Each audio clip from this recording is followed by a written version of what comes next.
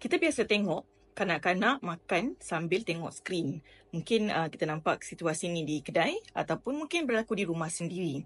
Hari ini saya nak kongsikan apa kesan apabila kita membenarkan anak-anak kita makan sambil tengok skrin. Apabila kita makan sambil tengok skrin, dia akan mengganggu signal kenyang lapar dalam badan kita. So, badan kita Allah ciptakan dengan satu sistem di mana apabila kita makan, sambil kita makan, mulut kita akan merasai apa yang kita kunyah. Kita akan telan, kita akan rasa makanan tu masuk dalam badan. Dan sepanjang proses ni akan ada beberapa hormon yang dirembeskan oleh badan kita, dan hormon ini akan menghantar signal kepada otak untuk bagi tahu kepada kita yang kita dah dalam proses nak kenyang. Jadi apabila makan sambil tengok skrin, kita mungkin akan tak perasan yang kita makan tu dah terlebih-lebih sebab kita lambat sikit nak rasa kenyang. Ataupun apabila seorang anak tu dia terlalu asyik ataupun khusyuk melihat skrin, kadang-kadang dia tak perasan badan dia dah lapar. Dah hantar signal, saya lapar. Tapi disebabkan otak dia distracted by the screen, dia tak perasan, dia rasa lapar. So dalam kes ni, anak boleh menghadapi masalah sama ada kekurangan makan ataupun terlebih makan. Kita sedia maklum ketika kita makan di meja makan, pada waktu tu banyak benda yang kita boleh sembangkan. Tetapi apabila anak sambil makan, sambil tonton skrin, dia dah hilang minat nak bersembang dengan orang sekeliling.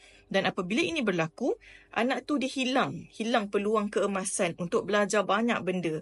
Contohnya hilang peluang untuk belajar regulasi emosi, hilang peluang untuk belajar benda-benda kecil-kecil yang melibatkan makanan. Contohnya tentang makanan ni rasa dia macam mana, apa khasiat dalam makanan ni, ataupun as simple as taking turn, bergila-gila nak ambil lauk kan. Orang nak ambil lauk ni. Tapi kalau semuanya dah dihidangkan dalam pinggan, sambil-sambil tengok skrin, masing-masing buat hal masing-masing, hilanglah peluang ini untuk anak belajar. So, kenapa benda ni penting? Sebab daripada interaksi sebeginilah berlakunya perkembangan emosi dan sosial anak-anak. Jadi, skrin akan merampas peluang ini daripada anak. Anak-anak yang sambil makan menonton skrin didapati lebih cenderung memilih makanan yang tidak berkhasiat. Kadang-kadang sambil kita tengok kartun ataupun tengok video, akan ada iklan-iklan yang keluar. Iklan aiskrim, iklan minuman manis. Jaranglah keluar iklan ataupun mungkin tak pernah keluar iklan tentang makan sayur. Jadi kajian mendapati bahawa anak-anak yang banyak menonton skrin, especially sambil makan, mereka lebih cenderung memilih makanan yang kurang berkhasiat. So ini pun akan memberi kesan kepada khasiat yang anak perlukan semasa membesar. Jadi kajian mendapati bahawa apabila sesebuah keluarga duduk bersama-sama, makan bersama-sama tanpa gangguan skrin, anak-anak dalam keluarga ini mereka lebih baik dari segi self-esteem dan academic performance. Dan di kalangan mereka juga kadar depresi dan juga penyalahgunaan dadah berkurangan. Ada banyak kelebihan apabila anak-anak makan tanpa gangguan skrin.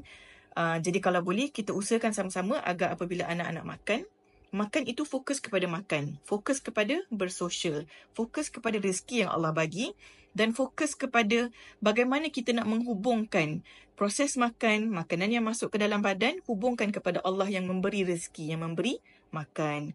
Jadi walaupun benda ni susah, tak dinafikan banyak cabaran, masing-masing ada sebab masing-masing kenapa bagi skrin kepada anak.